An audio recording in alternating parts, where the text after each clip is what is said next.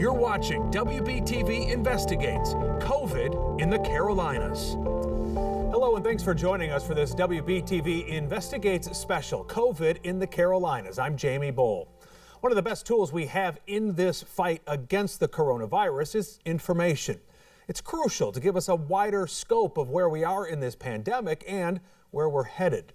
Since this all began in March, a group of journalists from outlets across North Carolina made the decision to work together to hold our leaders accountable and find any missing puzzle pieces in the state's reporting of this pandemic.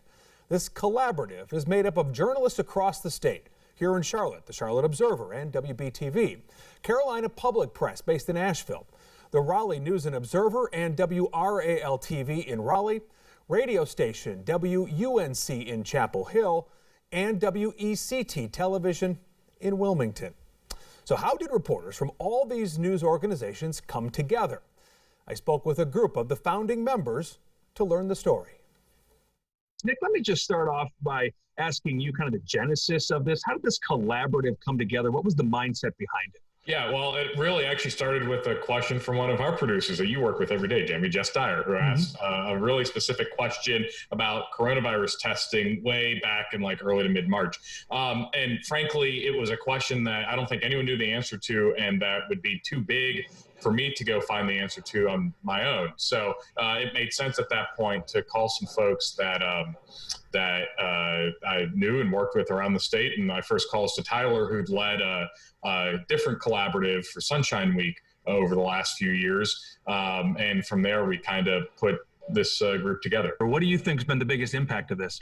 I think it has been a greater awareness of the different pieces of this story. I think we have been able to expand the state's knowledge of everything from testing to what's going on in nursing homes and prisons.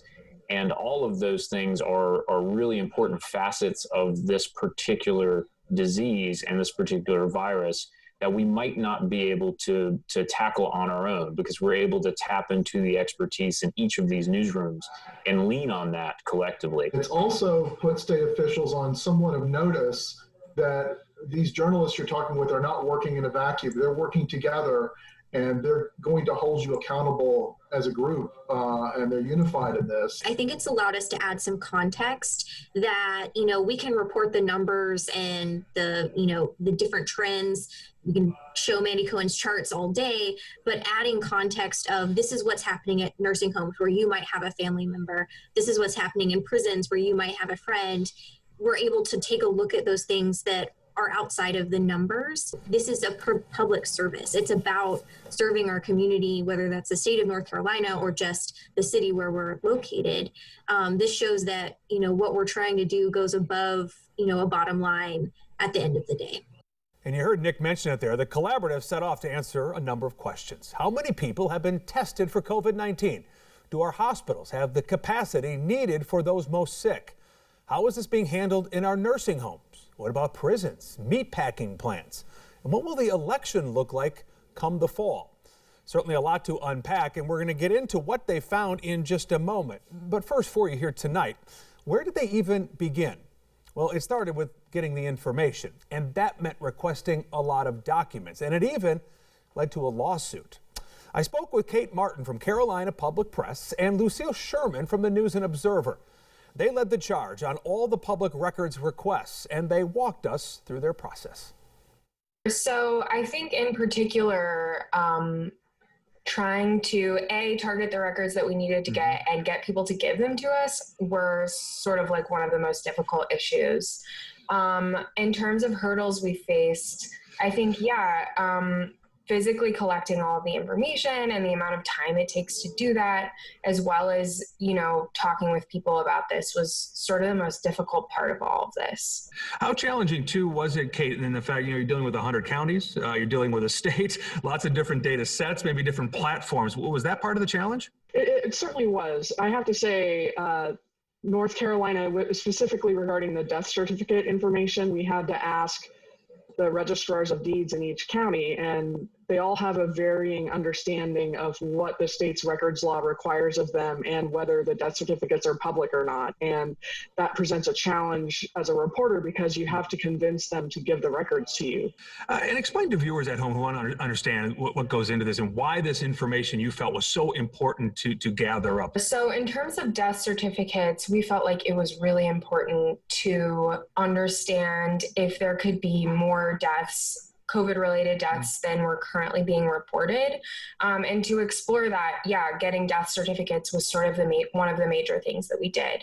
And we really felt like, we have such a small set of data currently that the state is reporting right now. And because at that time, whenever we were reporting on this, we knew not everyone was being tested. We knew there were significant flaws in, how the data was collected or who could get a test and different things like that.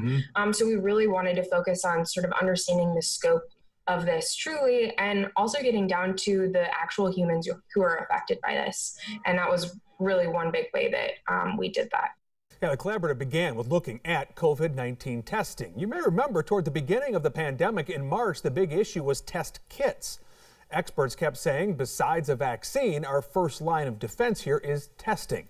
Gives us a broader scope of how many people are infected and helps us track how effective certain protocols like wearing masks and social distancing have been. But test kits were limited. We were using the state at that time. Those 3 tests that I was talking about specifically came from the state lab, and we were sending back to the state lab. Mecklenburg County Health Director Gibby Harris, you saw her there, said she was only getting 3 test kits at a time from the state. Now, each kit contains 2 tests, so that's a total of 6 tests. So the county then began using a third party, LabCorp. But it led to inconsistencies here and around the state. While Mecklenburg only used those tests, counties like Burke said they had their own supplies. And then UNC Health, which has facilities around the state, said it developed its own version. We are testing samples from all of UNC Health affiliates, all UNC Health inpatients and emergency department patients. Their samples are coming here for our tests because of our short turnaround time. So we can have a shorter turnaround time than if they sent it to a commercial laboratory or the state laboratory, which is what they've been doing so far. All right, so then as testing became more widely available and streamlined, the issue became those wait times. People were sitting in isolation while they waited on those results to come in. And the collaborative found those answers were taking more than a week to come through in many cases. So that means a delay in surveillance and puts people in a tough spot when they can't work. The collaborative spoke with several people at the end of March. This is Meredith Delary, a former professional distance runner and founder of a Charlotte nonprofit that works with the homeless through physical activity. She's pretty young and in great shape, but this was her on Wednesday. First, tell me, how are you feeling? I feel like crap, but it's just more, I've been like this for like 12 days. After a telehealth appointment more than a week ago, a doctor said she should be tested for coronavirus. She got a test in Avery County, where she's staying in isolation. So you went and got a test for coronavirus a week ago? 7 days, yes. And have you gotten those results yet? I have not, and I've been driving them crazy. At this point, Delary thinks her test might be lost. But Dr. Paul Kamatsuka, a Wilmington epidemiologist and infectious disease expert, told our sister station, WECT, it's too late for specific test results to help us control the virus's spread. If we did test widely, if we had that capability, say a month ago, then we would have a much clearer picture of just how widespread things are. But I think at this point, the epidemic curve is almost straight up. So much frustration early on. Now, testing did eventually speed up. It did become more widely available. And the state actually switched over to a surveillance method. It meant they started assuming anybody who has symptoms has COVID-19, and they kept them at home. Don't go out. Don't even try to get tested at that point. In the meantime, the state expanded the information it was beginning to put out. It put out this right here, in fact. It was a dashboard, a COVID-19 dashboard, and it's available online to anyone. This dashboard shows us the number of daily cases along with the 7-day rolling average. And then here at WBTV, we have been compiling that data and putting it into these graphs right here. The blue represents the daily ups and downs of cases. The orange that you see here, that represents a 7-day weekly average. Now we want that average right there to plateau and then hopefully begin to dip. The dashboard can break all of that information down into demographics. It also shows the number of deaths, completed tests, and hospitalizations. It maps out outbreaks and clusters throughout the state. All great information. But the collaborative found it doesn't measure up to the dashboards other states have. I spoke with WBTV's Nick Oxner and WRAL's Tyler Dukes about it. The dashboard that we think of now has way more information than when we first started. I mean, we didn't really have much information aside from the number of cases. Remember, it took a while for them to actually record a few of the first deaths in North Carolina. Nick, do you think the evolution of that dashboard is because of the reporting you guys were doing? I think state leaders at the Department of Health and Human Services were already working on something, but it certainly feels like we have been able to nudge health officials and others in the state for more transparency. Is it a matter of them just sort of being flat-footed, because this just sort of seemingly came out of nowhere? Yeah, I mean, I think there is a piece of this that was a learning process for everybody, including the state. I mean, this is really unprecedented. And you can see this. This is not just a North Carolina story, but of course, every one of these dashboards across the country started small and then got bigger and bigger, because there was a big question about, well, what is it that we need to capture? What can we capture? How are we doing that accurately? And how are we doing it consistently? And so there was a part of this that needed to be established through the work that we were doing about what is the best practice here for transparency. You're also dealing with issues relative to the death certificates, correct? They weren't reporting those deaths on them right away. Has that all been fixed? What is the problem ongoing there? Well, one of the things that we wanted to try to figure out very early on is, again, there's these really basic questions of how do you count a death by COVID-19? And, we certainly found some cases where it was unclear whether deaths were being counted and how they were being recorded on death certificates. What we found is that the guidance that was coming out from the state was actually to kind of be cautious, only count deaths, official COVID-19 deaths, as people who have tested positive for the virus. And of course, in the early times, and even still now, people didn't have access to a test, so likely had all the symptoms but hadn't been tested, or the test results hadn't come back before they died. I think one of the big challenges here is that there's this assumption, I think, more broadly, that there's some perfect data that exists out there in the world. And when you think about all those points of reporting that have to fall into place really effectively in order to get perfect numbers, that's really unlikely. Now, as we mentioned a few minutes ago, North Carolina has released a COVID-19 dashboard, but the collaborative found it is missing some crucial information. One piece of that is hospital capacity. Now, while the dashboard shows the number of beds available, it doesn't show if hospitals have the staffing they need. Every COVID-19 patient needs a team of up to 6 caretakers. That includes a registered nurse, an inpatient physician, a critical care physician, and some others. As the collaborative found, a room or equipment can be repurposed. The limitation is the actual people needed to staff it. Dr. Wes Pauls, the Chief Clinical Officer at New Hanover Regional Medical Center. He talked with our sister station WECT in Wilmington. It's not running the machine, it's taking care of the patient and knowing what the patient needs to adjust the machines. His hospital has 100 ventilators, but not enough staff to monitor patients on all those machines at once. Typically, respiratory therapists do a lot of this work, and we don't have enough respiratory therapists to run 100 machines. That's something that most hospitals, even 4 times our size, wouldn't have. We're leaving no stone unturned on staffing, and it's an all hands on deck right now. Going forward, are they going to re-examine, do you think, how they're staffing these sorts of things? Are there some things maybe outside the box that they hadn't thought about before that they're going to try to do? Things are changing, especially with telehealth.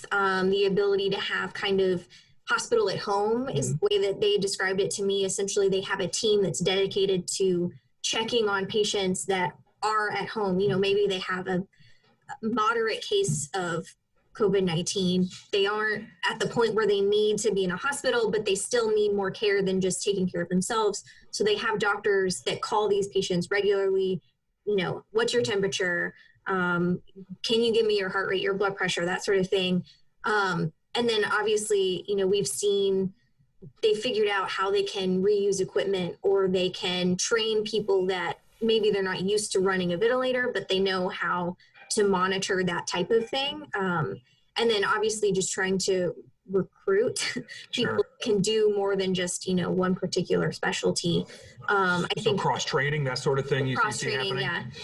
That's one of the things that they said early on is part of the buying hospitals time while being shut down was they needed time to train, critical care doctors, or there are not a lot of them, but there are surgeons that certainly know enough about the respiratory system that they could be cross-trained to be a critical care physician. And so you just need time to do that.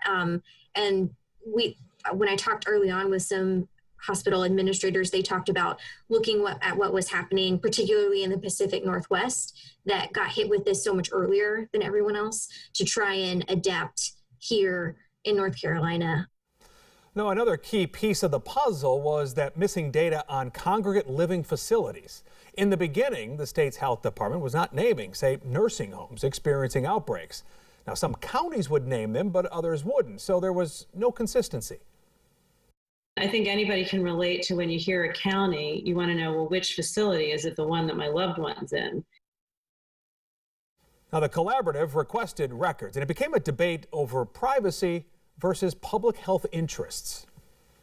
Why did you and the others in the collaborative think that this information was important to get out to the public?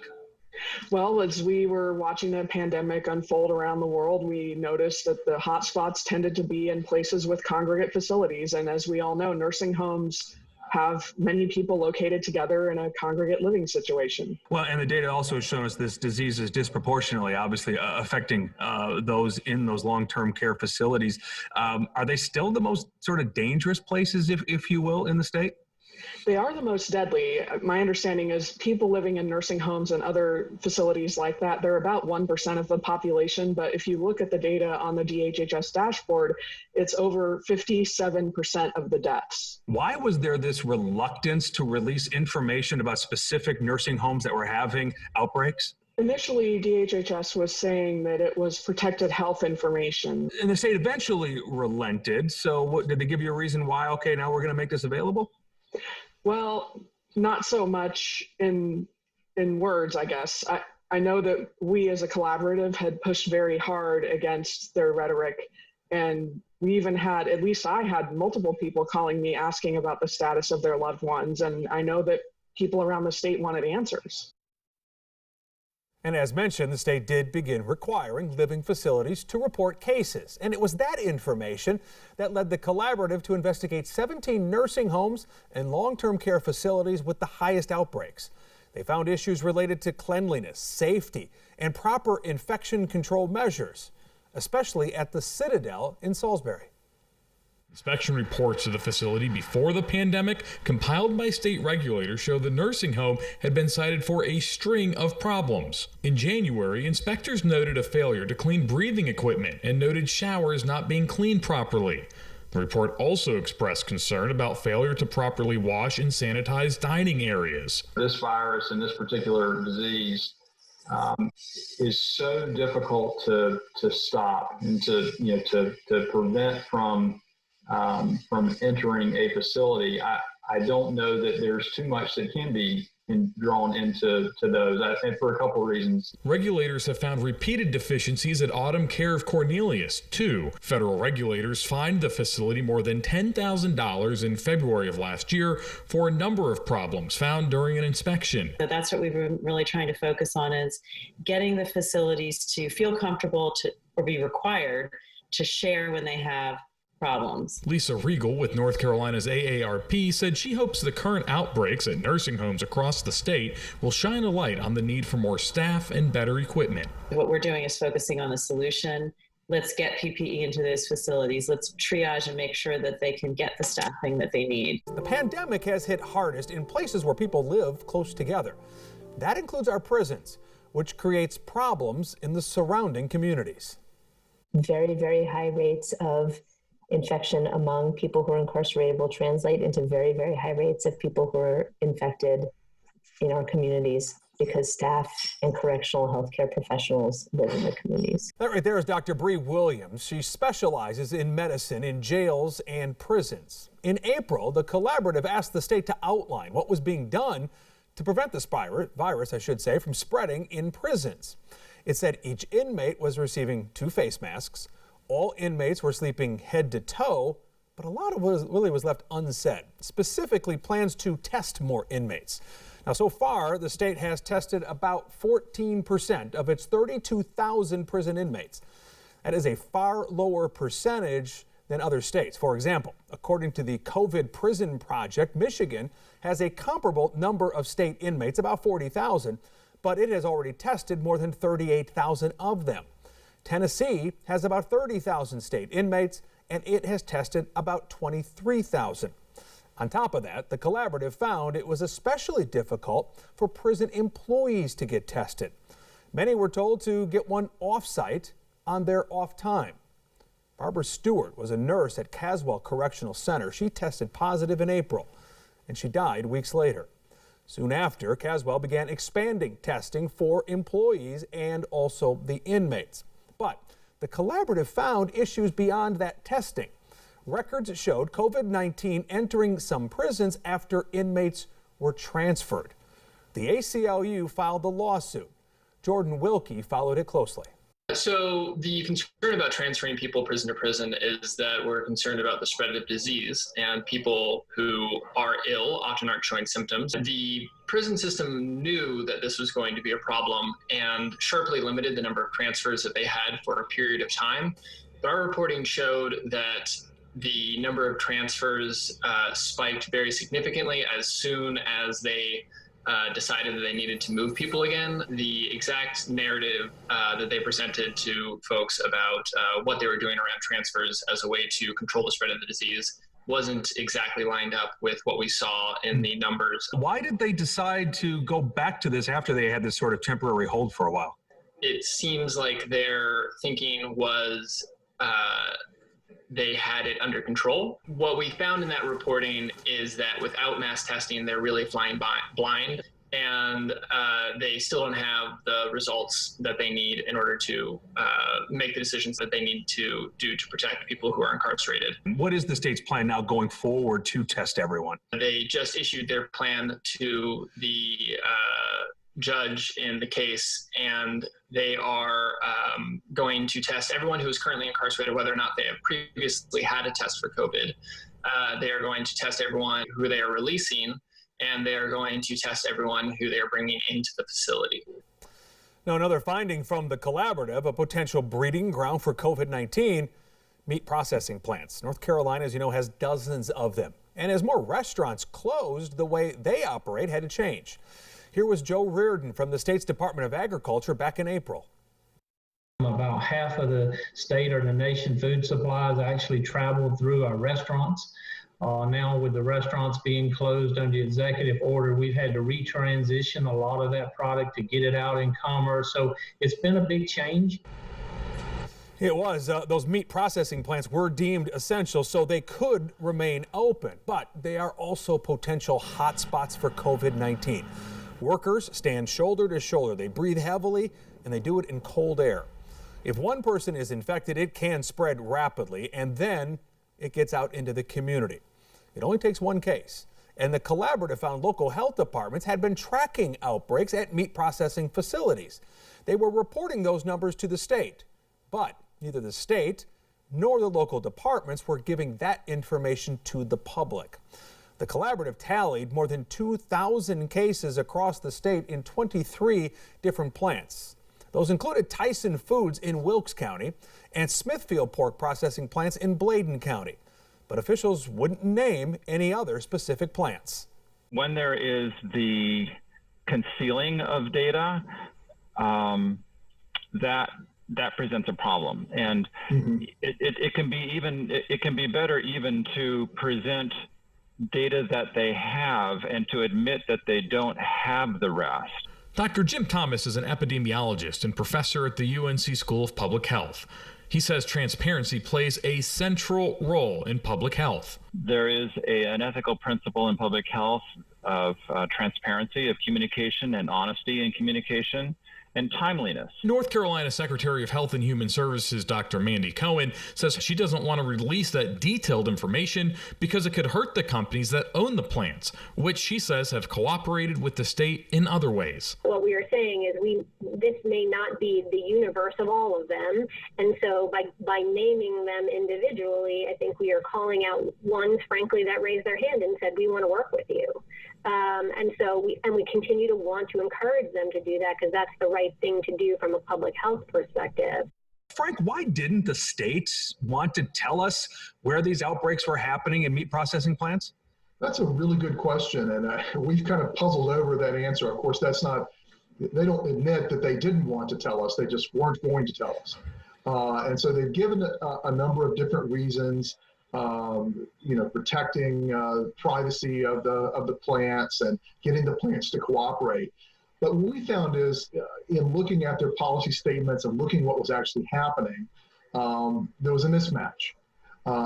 They're talking about wanting cooperation. In many cases, the plants weren't the ones that were cooperating. It was local health departments that were saying to the plants, hey, we see that we've got a number of people with cases who work at your plant.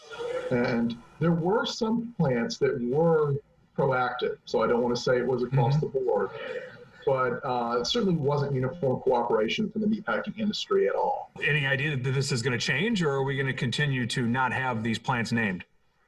I think that we may see a change coming as we get into the fall, especially if we see a continued growth in cases across the state tied to these plants.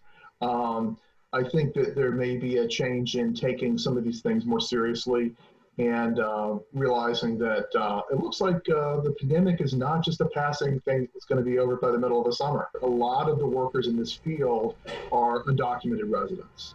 And so there is a fear of retaliation. Am I going to lose my job? Am I going to have to leave the country if something happens, if I get a positive test? And there's also a problem that we've seen with rapid spread within communities because of the type of housing and housing arrangements that people in undocumented communities tend to have. And so we've kind of got a perfect storm type recipe. Again, keep in mind, many of these facilities are in smaller communities. They're large employers, and those people can live in several different counties around that. We have seen examples of that throughout the state. Now, all this investigating actually led to a lawsuit filed by the collaborative demanding information. And in the end, they got the documentation they were looking for. I asked Lucille Sherman and Kate Martin about that process and why it's so important. As a collaboration, we've filed dozens of records requests with many different state agencies. And yes, we have had to go to court to try to get access to these records that, by the way, are created with taxpayer funds. Well, and some of that, what they were trying to claim, these are privacy issues, right, versus the public record, that sort of ongoing debate. Sort of define that for us a little bit, Lucille, and sort of the arguments you were trying to make about why this should be public information. So I think one of the big things that really applies to all of this is we're talking about medical records involved. So whether we were getting, data from the Department of Health and Human Services, or we wanted more detailed data, they were really worried about privacy issues and being able to identify, who was someone who had tested positive for coronavirus. We've argued time and time again that we weren't looking for that specific of data. We're not trying to target any one particular person. This is HIPAA we're talking about, right? That we hear so much about. Is that correct, Kate? It's essentially, HIPAA basically protects your health records from being released by medical providers. And to be clear, you weren't asking for those names. You were just asking for data sets and an overall sort of big picture view of things, correct? Correct. That's exactly what we were looking for. We're not looking to expose that John Smith from Catawba County had COVID or whatever. We just wanted to know in general, give us this information. And Kate, how does all this information help the reader or the viewer understand COVID-19 better? Well, the readers and the viewers may not have time to go through all of these records. As reporters, we're paid to go and do this, and we have the time and the inclination to do it. And if reporters don't have access to this information, we can't tell the public that there's an outbreak at the nursing home that Grandma May's located at, or we can't tell them specifically what conversations these officials are having behind closed doors about the laws that they're trying to push. And Lucille, it's putting it all into context so we can understand it, correct? Yeah. And I think also, you know, those agencies provide the numbers to us, and our job is sort of to help people understand what they really mean. So where are we compared to other states? What does this mean exactly? Is this bad? Is this good? And so that's also kind of been our job to sort of put all of this into perspective.